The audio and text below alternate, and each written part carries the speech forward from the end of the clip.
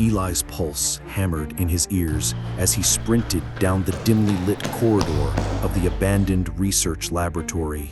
His sneakers squealed softly on the dusty linoleum, echoing off walls stained with shadows of the past. Behind him, distant footsteps, steady, deliberate, moved closer, accompanied by the muffled hiss and crackle of a security guard's radio. He ducked into an empty room, slamming the door shut and bracing against it, breathing in ragged gasps. Eli's fingers trembled as he pulled a small black notebook from his backpack. A single bead of sweat dripped onto the worn leather cover. His eyes widened as he flipped through the pages, illuminated only by faint moonlight filtering through the grimy window. His gaze settled on today's date. The words stood out in sharp contrast to the yellowing page. 0242. The guard opens the door. You will be left with one choice: jump or be caught. A surge of icy dread coursed through him. Eli glanced at his watch. 0241. No, it wasn't supposed to happen like this, he whispered, shaking his head as panic welled inside his chest. From the corridor, keys jingled, a lock clicked, and the door handle began to turn slowly.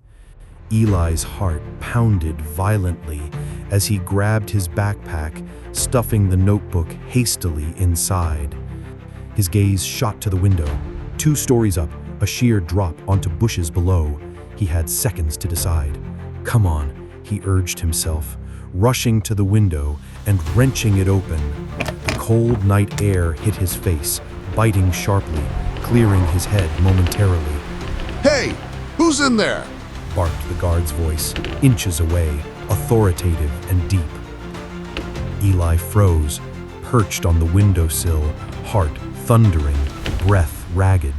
He glanced back at the closed door, then down to the shadowy ground below. His hand gripped the notebook tightly through the fabric of his bag, a painful reminder of the impossible reality he now faced. If you jump, you'll find it, he muttered under his breath, recalling the cryptic line from the notebook. If you stay, they'll take it. The door swung inward, and a bright flashlight beam cut through the darkness, searching, blinding. Don't move! Shouted the guard, stepping inside. Eli's eyes narrowed with determination, and he jumped. 5 days ago.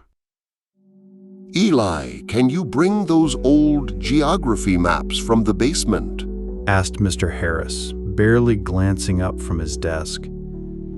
Sure, Eli replied with a nod, heading reluctantly toward the dark staircase leading down to the school's basement storage.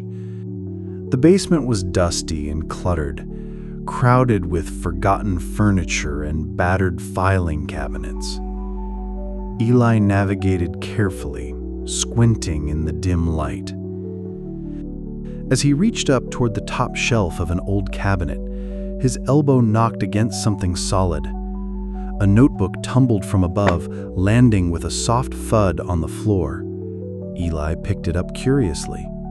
The matte black cover was worn, corners bent, edges scuffed. An almost invisible spiral engraving twisted subtly across its surface, and it was bound loosely by a thin red thread. Flipping through quickly, Eli found the pages empty.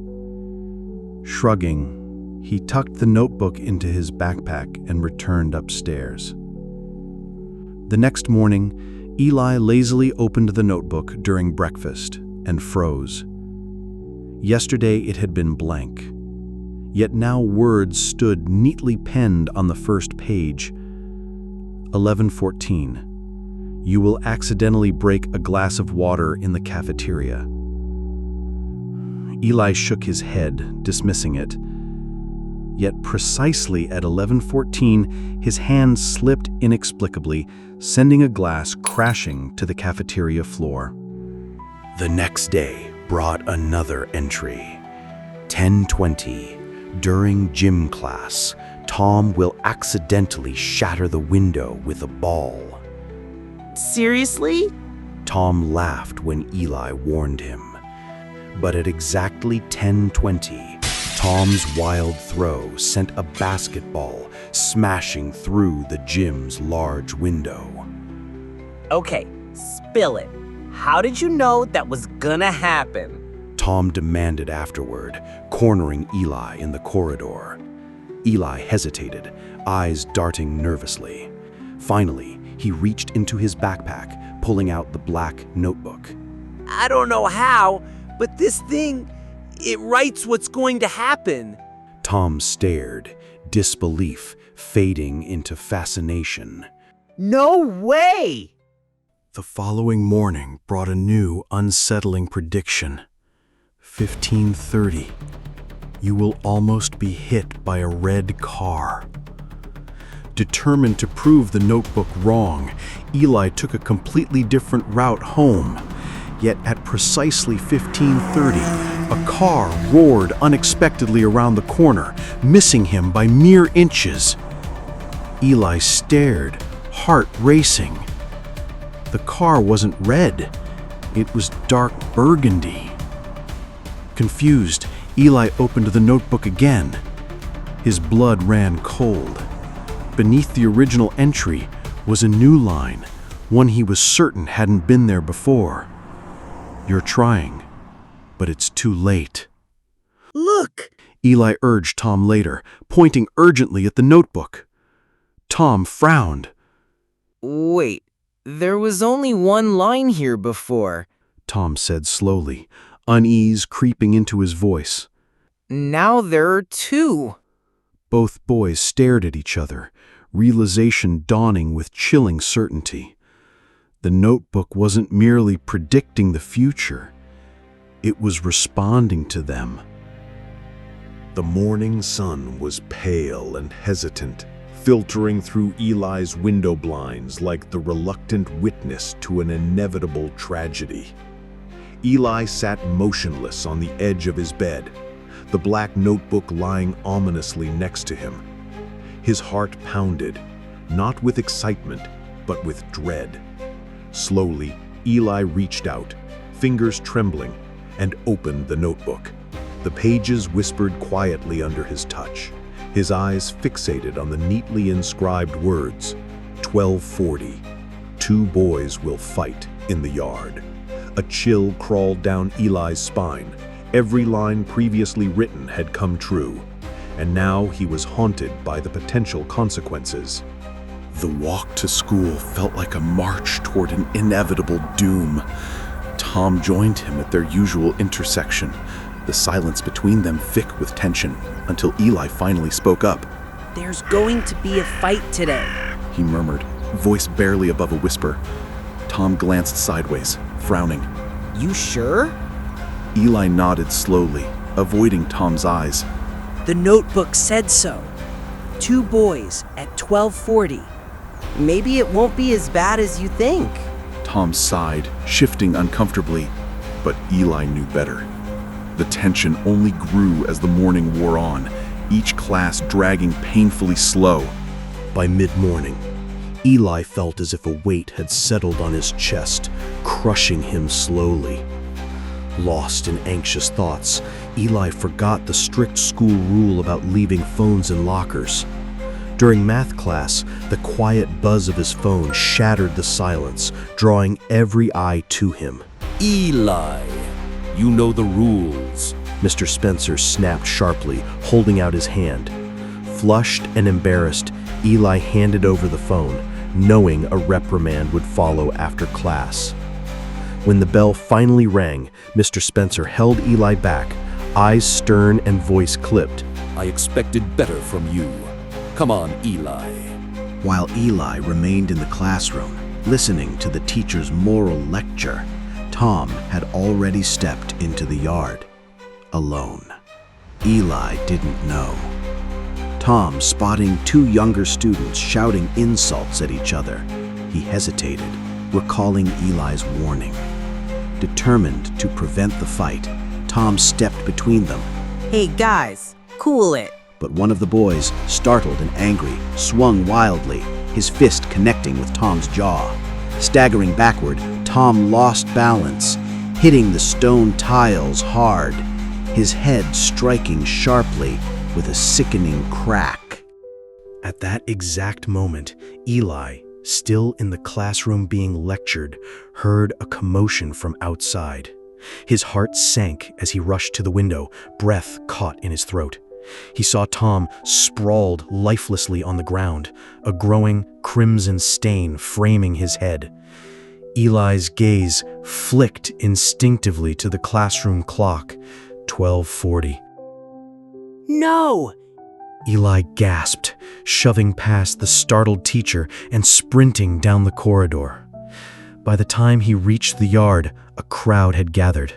Paramedics were swiftly called, their urgent voices overlapping the terrified murmurs of classmates. Eli stood frozen, heart shattered by guilt. Tom was carefully lifted onto a stretcher, pale and motionless, disappearing into the ambulance. Eli's breath came in shaky, panicked gasps. In the evening, sitting alone in his room, Eli stared numbly at the notebook. He flipped desperately through the pages, seeking answers, but the entry remained unchanged. 12:40. 2 boys will fight in the yard. No new words, no explanation, just cruel silence. The memory of the morning conversation burned bitterly in his mind. He had warned Tom, setting events into motion. Had he remained silent, Tom might never have stepped between the fighting students. He had intended to prevent harm. Instead, he'd caused it. Consumed by self-recrimination, Eli's hands shook as he reached for his phone, dialing Tom's mother. Can I visit him tomorrow? Eli's voice cracked. Tom's mother hesitated. The doctors say he'll recover. She finally said, her voice strained. But Eli, he trusted you. Those words sliced through Eli, sharper than any blade. Trust had shattered along with Tom's head against the stone tiles. Night deepened around Eli as he sat silently by his window, the notebook discarded like a cursed relic on his nightstand. Guilt gnawed relentlessly, every heartbeat a painful reminder of his failure. Gazing into the darkness, Eli quietly whispered the question that haunted him. What truly depends on me? The morning sky hung gray and heavy after a sleepless night as Eli pedaled his bike toward the hospital, his heart weighed down by an unshakable guilt. Each rotation of the pedals echoed painfully in his mind, matching the relentless rhythm of unanswered questions. Upon reaching the hospital, Eli hurried inside, only to be met by a stern nurse blocking his way. Family only, she said firmly, her gaze compassionate but unyielding. Please? Eli begged softly, desperation creeping into his voice. Just let me see him. He's my best friend, at least looking out the window. The nurse slowly led Eli down the long corridor to the ward window. Peering through the glass, Eli's heart lurched painfully at the sight of Tom, pale and lifeless, wires and tubes encasing him like fragile threads holding him to this world. Tears blurred Eli's vision as he backed away, feeling more alone than ever. By the time Eli arrived at school, the corridors buzzed with the usual morning chaos, yet he felt isolated, trapped in his own thoughts. During break, hidden away in the shadows of the staircase, Eli hesitantly opened the notebook. His pulse quickened. A fresh entry was written clearly. 3:18. A fire will break out. All evidence will be destroyed. Room 241, 16 Willow Street. Frantically, Eli punched the address into his phone. Results quickly populated. The old chemistry lab, shuttered 2 years ago. Curiosity gnawed at him, intensified by dread. He approached a cluster of classmates nearby. Anyone know about that old lab on Willow Street? He asked, trying to sound casual. A few shrugged, but one girl, Ava, spoke up. It was in the news, wasn't it? Something weird went down there. Eli quickly searched again, uncovering unsettling headlines. Mysterious experiments shut down. Protocol 27B linked to missing minors. Below, in tiny print, read a chilling disclaimer. Article updated. References to minors removed pending verification. Eli's breath caught, dread coiling tighter around his chest. After school, Eli pedaled rapidly toward the address, his anxiety mounting. As he approached, he slowed, noting the decrepit building guarded by board security, gates chained shut. The abandoned lab loomed ominously, hiding secrets Eli desperately needed to uncover. Night arrived swiftly, and Eli sat in restless turmoil, glancing constantly at his watch. The clock showed 1:20. With determination overcoming fear, he grabbed his jacket, notebook, and flashlight, disappearing into the night on his bike. He circled cautiously around the premises, eventually discovering a gap in the perimeter fence. Carefully stashing his bike in dense bushes, he slipped through the opening. Lights glowed faintly from the guardhouse, the lone security officer oblivious to Eli's presence. Moving stealthily, he avoided the well-lit areas, navigating the shadows to reach the rear of the building.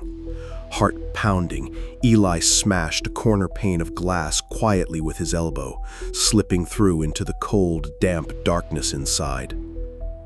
Room 241 was upstairs, he remembered. Cautiously moving through the eerie corridors, Eli located a stairwell entrance. Just as his foot touched the first step, his flashlight illuminated a worn sign. Level -3. Restricted access. Level 5 clearance only. Below, in the thick layer of dust covering the stairs, fresh footprints clearly marked someone's recent descent. Eli hesitated briefly, pulse roaring in his ears. Driven by an overwhelming curiosity, he abandoned the original plan and began descending the stairs slowly into the darkness.